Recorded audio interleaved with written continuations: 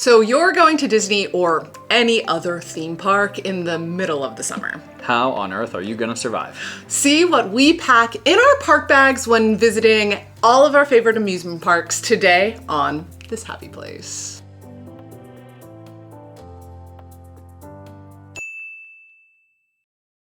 Hi friends! Welcome back to This Happy Place. If you are new here, I'm Taylor. I'm Jake. And we like going to theme parks. Among other things. But we have put out a cruise packing essentials video on this channel, and I thought we need our theme park packing essentials video too.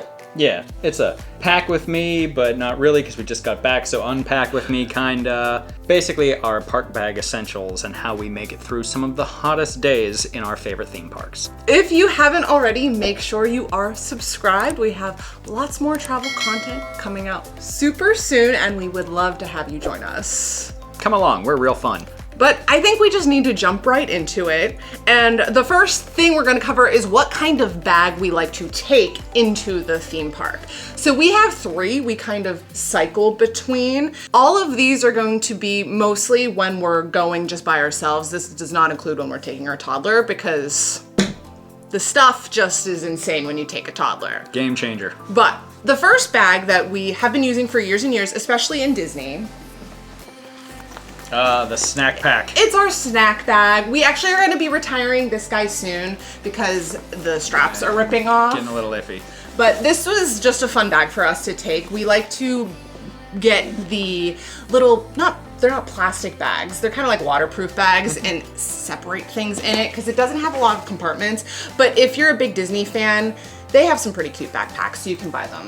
What I love about a bag like this in a busy park like Disney, it is really hard to miss a bag like this. Yeah. So you slap that on your kids or your overzealous husband, and you'll be able to find them if they get lost in the park. Yeah. Our second bag that we have kind of moved towards it's this very large, just regular book bag. I got it on Amazon. If you're interested in seeing these products, we have an Amazon storefront. It'll be linked down below. Know that we make a commission if you buy anything from it. But we only put things on there that we find handy and that we actually use, and we hope they can help you too. But this is good when we have our toddler with us, just because it fits a little bit more stuff. And I like it because it is organized very well in terms of the internal pockets. There's lots of great separation, and the fabric on the outside itself is a very dense woven fabric, so it does have a certain level of water resistance to it if you get caught in the rain. In any backpack that we get, I like to have at least one water bottle pocket on the outside too,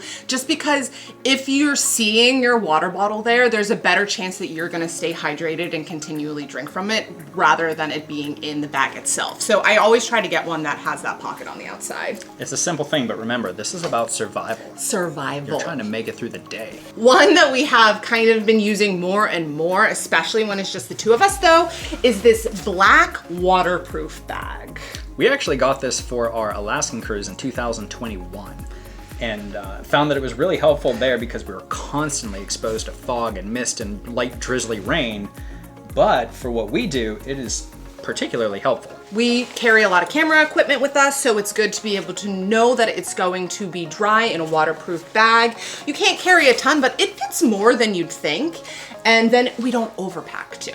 This does have a very limiting factor to it where it keeps us in check. This is our essentials bag, what we need to do business and make it through the day. But what do we put in these bags? That's what you're really here for. Okay, the first thing we're gonna cover is the extra clothing items that I like to carry with us when we're in a theme park. I pack some for visual representation. Oh, we have visual aids. Excellent. The first thing that I always pack, even if it's July in Florida, is I bring a sweater with me almost always, especially on Disney trips, because you know you're gonna be going in and out of rides and restaurants in particular, and it can be really chilly once you go from 100 degrees outside into the air conditioning. Your body has adjusting. Yeah, and depending on the region that you're in, the mornings can be 58 degrees and the afternoons can be 90. So having a light throw like this is... I like to have that. I always carry an extra pair of socks, and along with that, Flip-flops, I don't generally wear flip-flops in the park. I like to have some actual support, but I cannot stand wet feet. So if I know there's rain in the forecast or if there's any chance we're gonna be on a water ride, I like to pack an extra pair of socks and flip-flops. If I see the weather coming, I can change out of the shoes I'm wearing and put these on. So when the storm is done, I'll just put my sneakers back on. And then if I somehow miss that, I got an extra pair of socks. So at least my feet aren't soaking wet. It's like that scene from Forrest Gump where Lieutenant Dan's talking about keeping your feet well. It's no joke. In the parks, the day ender is getting a horrific blister on the back of your feet. You slow down, it's all you can think about. You're not enjoying yourself. Yeah. It sounds silly. We're not preparing for war here, but it's a battle against the elements. And those flip-flops and an extra pair of socks will save your day. And the last extra clothing item, I didn't bring this one, is I like to bring an extra shirt, especially if I know we're going to a nice dinner or doing something outside of the park after we're done. It feels really nice sometimes just to put on a clean, fresh shirt. And then you look nice too. You're not all sweaty. I look nice even when I'm all sweaty. It's true. That's it for our clothing items. You bring along what you're most comfortable in and what you're willing to carry in your bag on your park day. But that's gonna go right into our next topic, and that is our weather wear. The things we bring to handle the weather. First and foremost are ponchos. One of ours is Lucky, and we bring that with us pretty much everywhere we go. I think the luck has worn out. You can get really cheap throwaway ponchos for like $1 at the dollar store or at Walmart. We usually carry 1 or 2 of these, just throw them in the bag. And these are good too. If you have a large bag with you, you can wrap it up in it if it's not waterproof. Just something little, but. Incidentally, those take up like no room and they're like $10 if you buy them in the park. Buy 10 of them at a dollar store before you go. You're set for life. It's not environmentally friendly, but you're probably not going to be using them every day. So having a couple extra just in case, I think that's okay. But if you want to be a little bit more environmentally conscious and comfortable, I have my Lucky poncho. I bought this in 2019, brought it on every trip and only had to start using it this past year.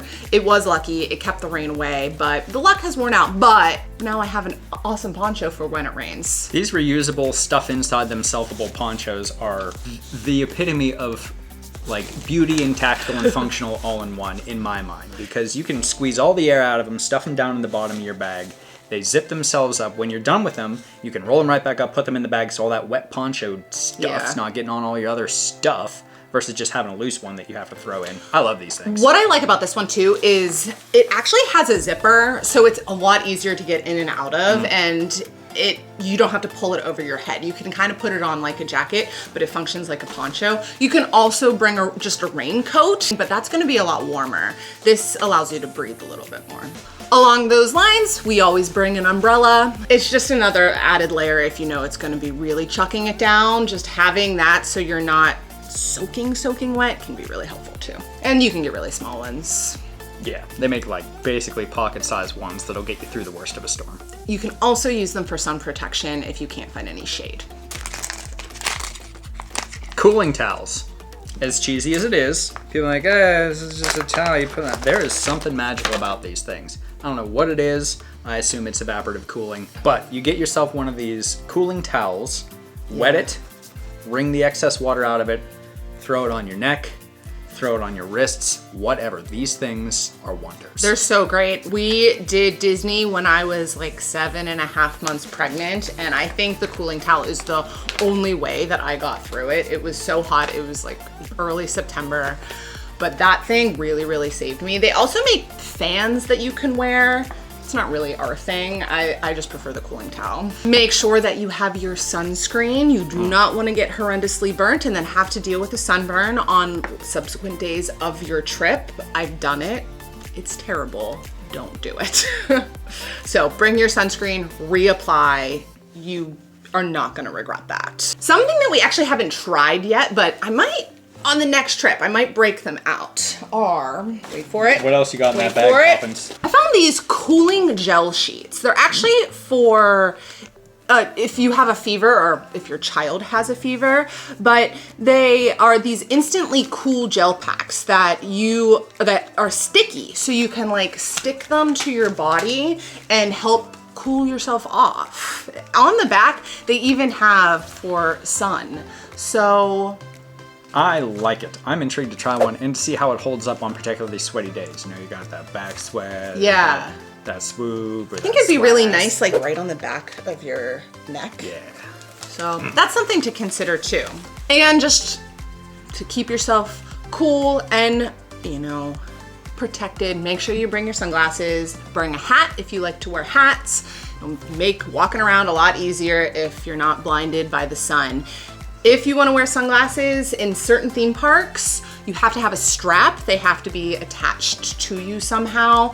So if you're on a roller coaster and you want to keep them on, make sure you have a strap with you. Moving on to the next category, we're going to go to electronics. This isn't going to be super intense. Obviously, we vlog when we're in the parks, so we have our camera, our microphone, our extra batteries. But if you're just going and you're not doing all of that, make sure you have an extra battery pack.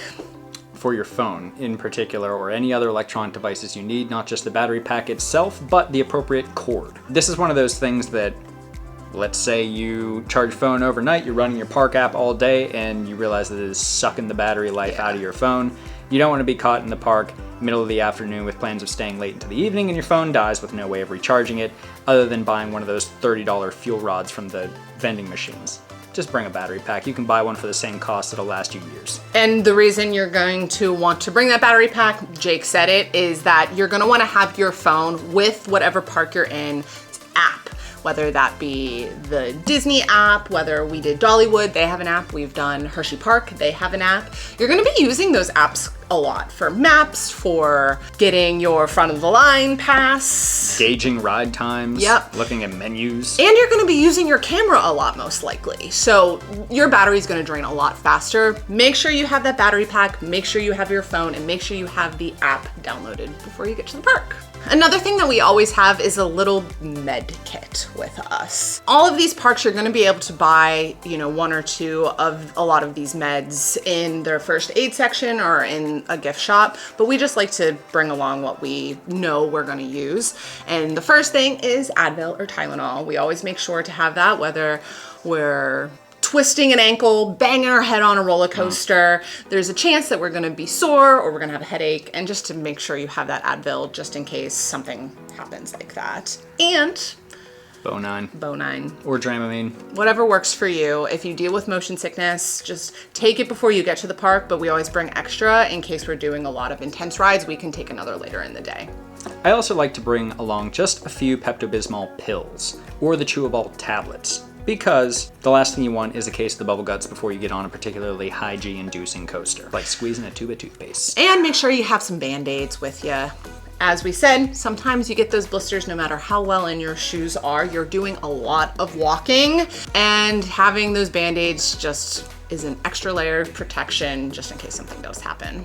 Don't get us wrong. Like Taylor said, all these parks have some sort of first aid station that you can go to. But if you are at the back of a park ready to get on a ride and you realize that you have a headache that is going to scream you right off of it, you don't want to have to walk all the way to the front of the park just to buy some Tylenol to walk all the way back. Just bring it. Just bring it. All right, and on to our others category, things that don't really fit anywhere else. One thing that I always bring with me to the parks is an electrolyte supplement. We like Liquid IV, I like Propel. There's a million of them out there. Choose whatever you want, but you're going to be sweating, you're going to be walking a lot more than you're used to, and you might be drinking alcohol. So having those electrolyte supplements is really just going to keep you going through it all. And it's better than buying a Powerade or a Gatorade at wildly inflated prices inside the park. Being a lady, I bring a little bit of extra makeup, especially if I know we're going to a dinner that evening and I want to touch up. We vlog, I don't want to look like a sweat monster, so I just bring an extra concealer and setting powder just to help keep this under control. It's hard.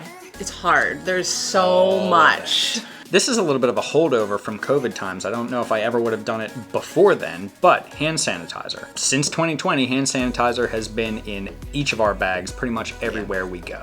Just a tiny little bottle of Purell, one that you can spray or squeeze, and a little rubber carrier hooked by a carabiner onto your bag. just gives you that peace of mind that you're not eating other people's germs whenever you sit down to a meal. And one thing that I have adopted, even when we don't take our kid, is I always have a pack of baby wipes, a thin one, not a super big pack, small pack of baby wipes, and they even make hand sanitizing wipes that I like to bring with us, that if we grabbed a snack and, oh, we don't have any, extra hands, we don't really want to run to the bathroom, we can wipe off our hands, we get to a table, but it's a little messy, we can wipe off the table, we have those wipes with us. That's been nice. I like starting to bring those. Yeah, it's going to help you get through a longer trip. You're exposed to all kinds of other germs and pathogens. Yeah. Early on in your trip, you don't want the last few days of your trip to be ruined by an illness. For sure. I personally bring a few extra hair ties just because rides, your hair is going to be crazy if one breaks. I hate wearing my hair down, so I like to have those extra. And I always bring extra deodorant because you don't want to stink. Don't ruin the day for other people. If you're in Disney and you forget to put deodorant on in the morning and you forget to pack your extra one, they do sell them.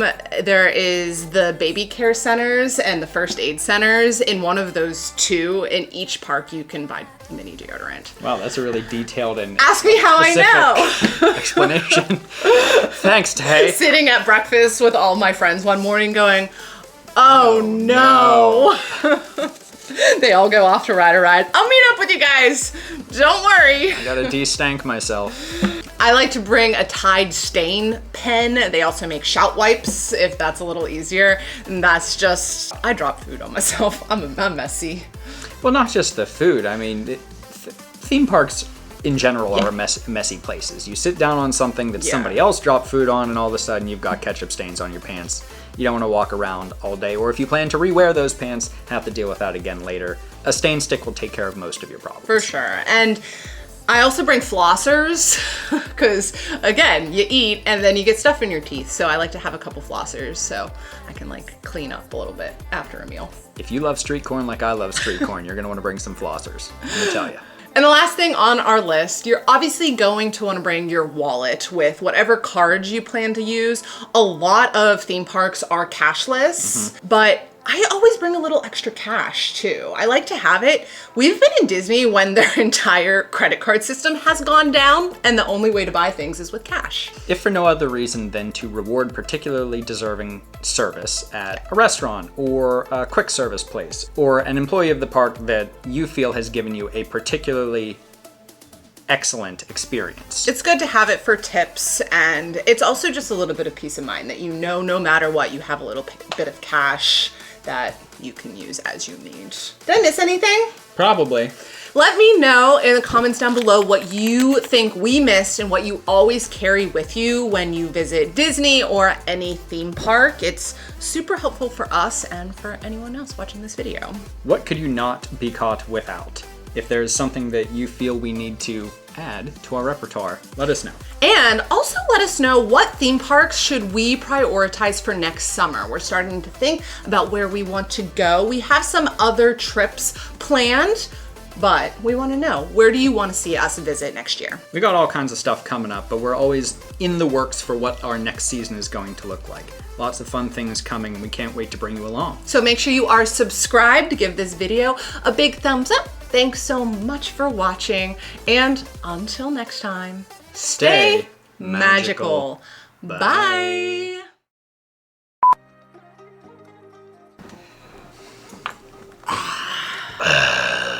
What's in my theme park bag? Huh. Okay, I'm gonna say, I'll be here to look pretty. Can I pick a fluff off your face? Yeah. Though? Great. it's probably been there the whole time. I want people in the comments being like, yeah, nice fluff face, fluff face. I don't think anyone would say that, but... And the last extra clip... Well, this goes along with that, what's next, and that are... Good advice, T. Thanks, Jay. One thing that I always bring with me to the parks is... Go on. I'm a lady, so I bring the makeup. No way. I'm a lady.